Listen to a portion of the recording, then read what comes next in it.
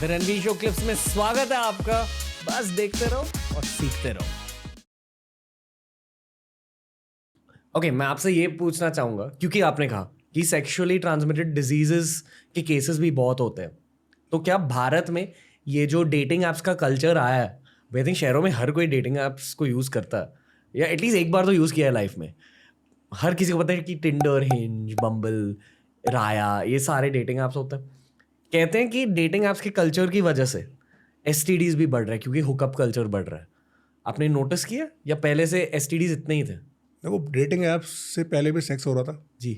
और dating apps के बाद थोड़ा सेक्स फाइंड करना इजी हो गया, मैं ये मानूंगा। एसटीडी हमेशा से रहे थे। तो जब मैं एमबीबीएस कर रहा था, 14 साल हो गए, तब तो डेटिंग ऐप्स नहीं थे। 15 ईयर्स हो गए। 2008 2009 तब हमारा पोस्टिंग लगता था विलेजेस में, गाँव में, कम्युनिटी आउटरीच में।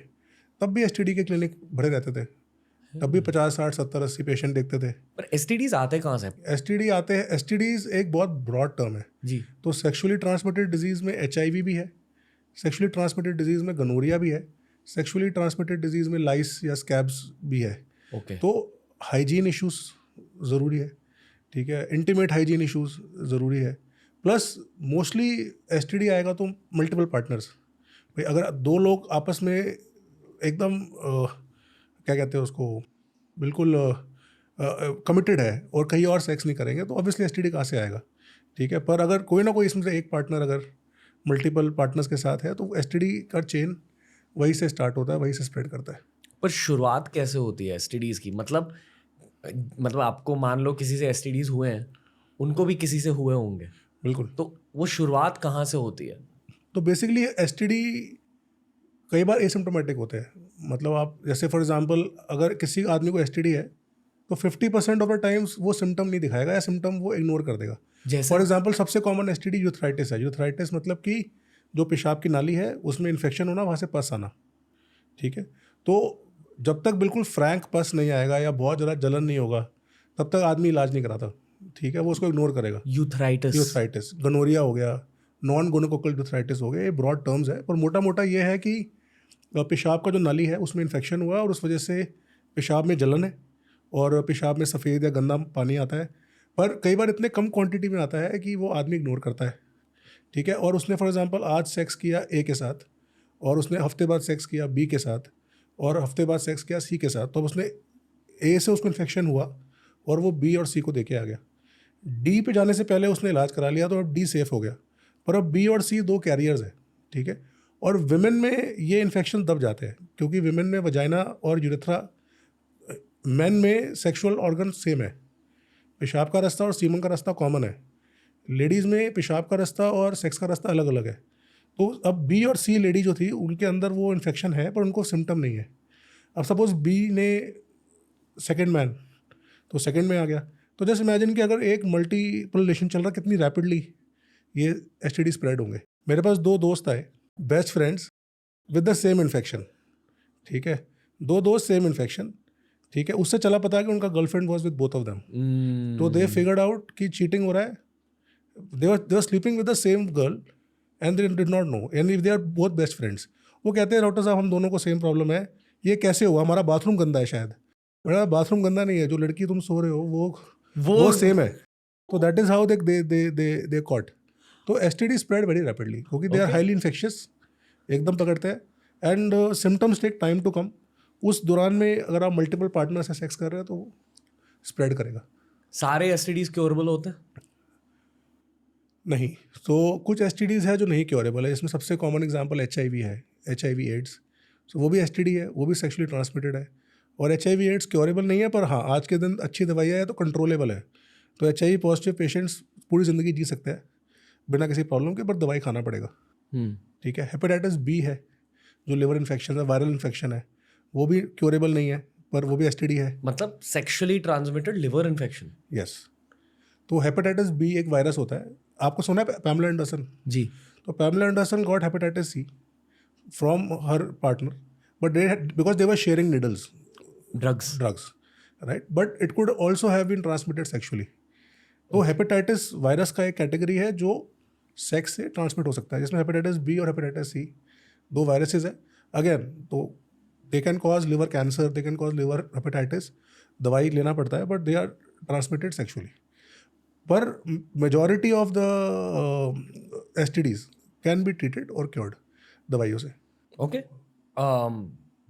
ये जो लाइफ लॉन्ग एसटीडीज होते हैं, हेपेटाइटिस बी और सी और एड्स. HIV, एक HPV भी होता है. HPV इज ऑल्सो वायरस जो वॉट्स करता है. एचपीवी क्या है? Human papilloma virus. Okay. Human papilloma virus causes warts. Warts मतलब कि दाने बन जाते हैं जनानांग पे, मेल के या फीमेल के, और ये कल को जाके कैंसर कॉज कर सकते हैं. तो it is a carcinogenic STD. तो ये भी लाइफ लॉन्ग रहता है. इसके लिए भी फिर उसका वॉट्स निकालना और उसका प्रॉपर क्योर ज़रूरी है. इस पूरे सिचुएशन का समाधान ये है कि आपको रेगुलरली एसटीडी के चेकअप्स करने चाहिए ना. इसका समाधान है कि जब तक कि आप बिल्कुल श्योर नहीं है कि आपका पार्टनर आपसे कमिटेड है, आप कॉन्डोम यूज़ कीजिए. तो the best way to prevent STDs is to wear a condom. अगर आप कॉन्डोम पहन रहे हैं, प्रोटेक्शन कर रहे हैं, तो आपको STD ना होगा, ना आप सामने वाले को दोगे, ना आप उनसे लोगे. ठीक है. बेयर बैकिंग का जो रिचुअल चला है आज के दिन, मतलब कॉन्डम के बिना कॉन्डम के बिना सेक्स बहुत प्लेजरेबल मान के जो सेक्सुअल प्रेवलेंस चल रहा है, वो प्रॉब्लम की जड़ है. सेक्स गलत नहीं है. ठीक है. आप consensual sex, mutually consensual sex कर रहे हैं, करिए. जी. ठीक है. बट जब तक आपको नहीं पता कि आपका पार्टनर कमिटेड है और आप और वो दोनों एक दूसरे से कमिटेड है, तब तक कॉन्डोम यूज़ ज़रूरी है. आपके लिए सेफ़ है, आपके फ्यूचर के लिए सेफ़ है. ठीक है. और हो सकता है कि आप आजकल they something called as premarital checkup बहुत चल रहा है. तो हो सकता है कि आपकी पास हिस्ट्री रही हो और आप अभी कैरियर हो किसी बीमारी के, तो चेकअप करके अगर आप कंफर्म कर ले कि आपको बीमारी नहीं है, तो वो भी एक अच्छा ऑप्शन हो सकता है. तो अगर बीमारी होती है तो लोग क्या करते हैं? शादी नहीं करते. शादी नहीं करते. कई बार तो रिश्ते टूट जाते हैं. अगर आज के दिन एक आदमी के लिए एक्सेप्ट करना कि मेरी वाइफ का पहले रिलेशन था, इंडिया में पैराडॉक्स है, हर आदमी को सेक्स चाहिए शादी से पहले और हर आदमी को वर्जिन चाहिए. तो वो जो नॉन वर्जिन है वो कहाँ जाए, वो अभी समझ नहीं आता. तो विमेन सेक्सुअली एक्टिव है, वो आज के इंडियन मेल्स नहीं एक्सेप्ट कर पाते. ठीक है. पर हर इंडियन मेल को शादी से पहले सेक्स चाहिए. ठीक है. तो ये पैराडॉक्स है हमारी कंट्री का. तो आई डोंट नो सोल्यूशन, क्या सोल्यूशन है इसका. बट अगर किसी आदमी को चल जाए पता कि उनकी वाइफ को HPV है या उनकी वाइफ को कोई STD है, तो they are not able to accept the fact कि भाई मेरी वाइफ ने सेक्स किया है मेरे से सेक्स किया मेरे से पहले. तो कई बार हमें बहुत सेंसिटिवली हैंडल करना पड़ता है इसको. हमारी OPD में, क्लिनिक्स में हम कई बार नहीं डिस्क्लोज करते पेशेंट को कि भाई हम इसको रखते हैं, वी कीप इट प्राइवेट, ताकि उनका रिलेशन ना ख़राब हो जाए. ठीक है. बिकॉज आदमी की ईगो हट हो जाती है, एंड ईगो हट हो जाती है तो फिर वो रिश्ता ख़राब हो जाता है. हो सकता है कि बहुत अच्छा रिश्ता हो, घर वालों ने चूज़ करा हो, हर चीज़ मैच कर रही हो, पर वो एक पॉइंट पे कई बार पूरा रिश्ता ख़राब हो जाता है. तो कई बार हम चीज़ को प्राइवेट रखते हैं, या हम लेडी से अलग से प्राइवेट. वैसे भी इंडिया में सेक्सुअल डिजीज़ डिस्कस करना प्राइवेसी होती है. तो कभी भी तो मैं आपको एडवाइस करूँगा, अगर आप प्री मैरिटल चेकअप करना चाह भी रहे हैं तो keep it a secret from your partner.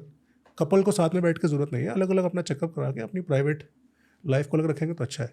आपने कभी किसी कपल के सामने बैठकर एक बहुत गंदा झगड़ा देखा है क्या? बहुत देखे.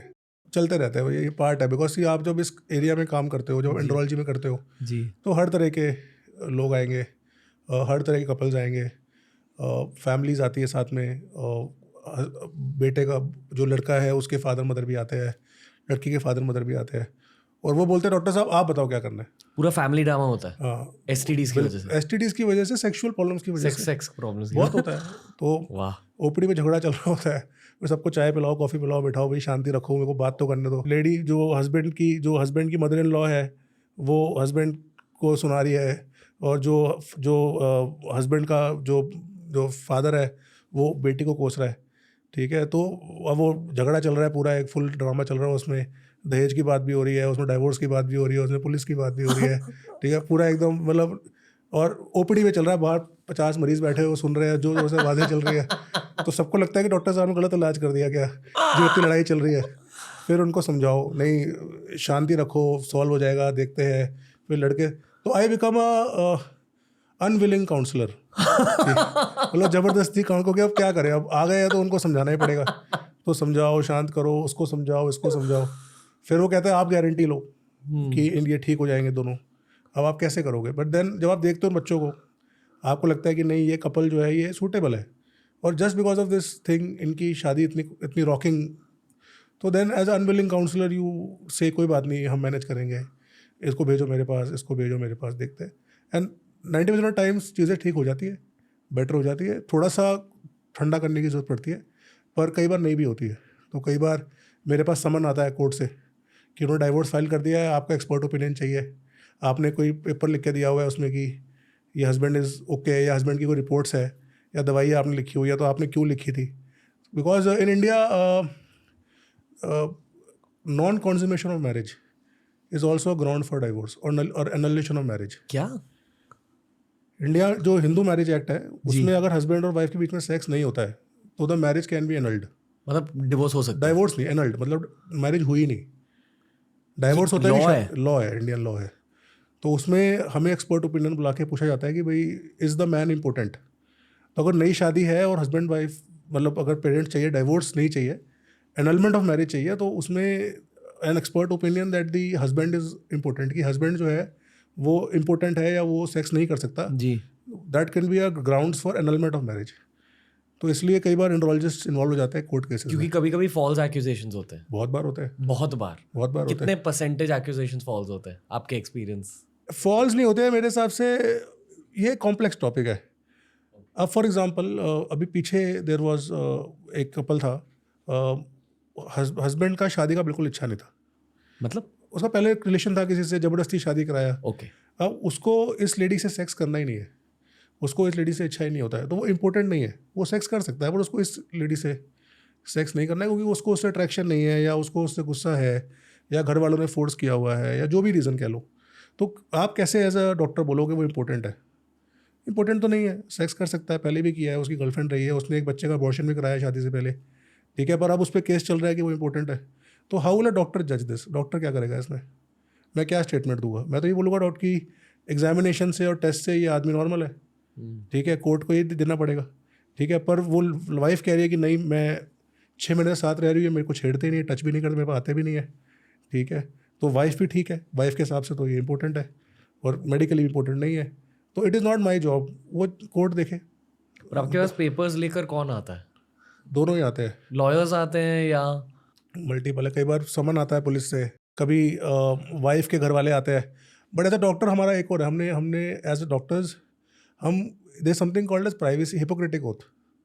आज फॉर एग्जांपल आप सपोज मेरे पेशेंट है जी, तो आपकी पर्सनल लाइफ और मेडिकल फाइल एक सीक्रेट है जो सिर्फ मेरे और आपके बीच में है, तो आई कैन नॉट डिस्कस आपका केस विद समबडी एल्स। तो कई बार वाइफ की फैमिली आती है कि हमारा जो जमाई है या सन इन लॉ है इसको क्या प्रॉब्लम है, आई कैन नॉट से, इवन दो वाइफ भी आ जाए खुद को नहीं बता सकता मैं, but that is a treatment between me and my patient. Doctor patient confidentiality, yes ये लॉ होती है, ये doctors की लॉ दुनिया है में। या नहीं है? देखो इंडिया में लॉ बहुत फ्लेक्सिबल होता है, ओके, पर वो मेरे एथिक्स है, ठीक है। और सेकंड है ये कॉन्फिडेंस बहुत ज़रूरी है मरीज को कि मेरी बात बाहर नहीं जाएगी, स्पेशली आपके फील्ड में। हाँ, नहीं तो इलाज कराने नहीं आएगा। अगर मैं उसकी हिस्ट्री बता दूंगा सारे दोस्तों को, यारों को, बहनों को, भाइयों को, जमाइयों को, तो क्या बचेगी इज्जत उसकी। और हमारे देश में क्या प्रॉब्लम है ना कि न्यूक्लियर फैमिलीज नहीं होती है, कहने को न्यूक्लियर फैमिलीज है, कहने को रह रहे हैं 4 लोग घर के अंदर, पर पूरा खानदान इन्वॉल्व है। एक बार थोड़ी खबर आ गई ना बाहर की इस आदमी को प्रॉब्लम है, तो उसके गांव के कोने तक पहुंच जाएगी, ठीक है, कि यार बसंत दिल्ली गया था, वहाँ उसको ये हो गया, वो कुछ कर नहीं पा रहा है, वो बस पूरा गांव पता है, मोहल्ले को पता है, सबको पता है, और ये बातें ऐसे फैलती है वाइल्ड फायर की तरह। तो as a doctor it is my guarantee मेरे मरीजों को कि आपकी बात किसी से भी हम डिस्कस नहीं करेंगे। अगर आपको ये क्लिप अच्छा लगा तो ऐसे ही 1000 क्लिप्स अपलोड किए गए हैं इस चैनल पर, बस देखते जाओ और सीखते जाओ।